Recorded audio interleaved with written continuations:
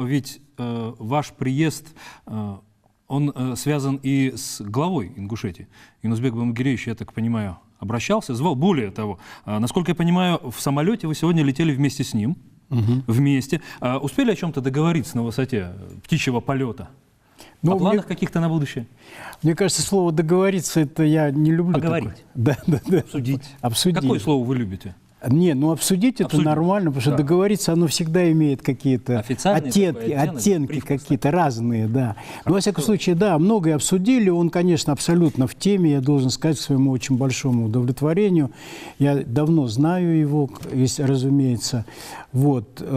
Конечно, он очень много внимания уделяет, он реально человек, который стоит на позициях того, чтобы непрерывно улучшать даже там, где хорошо.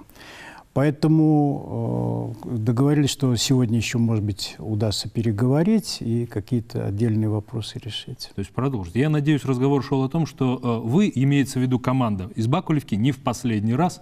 Абсолютно точно. Абсолютно точно. Он даже высказал пожелание повторно провести здесь акцию «Прикоснись к сердцу ребенка». Она очень эффективная акция. Это долго рассказывать. Тем, кому интересно, могут посмотреть в интернете. Вот, она уже была 5 лет назад здесь и дала определенный толчок к тому, что вот существенно изменились возможности для лечения местных жителей. И следующая акция, она еще больше... Ведь с пациентами надо работать, да? Не просто в смысле там работать, а в смысле того, чтобы люди понимали наши сегодняшние возможности. Они безграничны. Они безграничны. И мы абсолютно стопроцентное бюджетное учреждение. И часто вы денег не берете?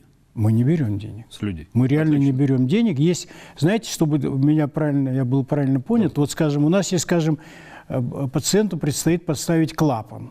Сердце. Кто-то его, значит, надоумил, что вот ему надо обязательно вот этот клапан поставить. А, скажем, в той расценке, которая существует, мы ставим, скажем, условно говоря, Кирово-Чепецкий клапан.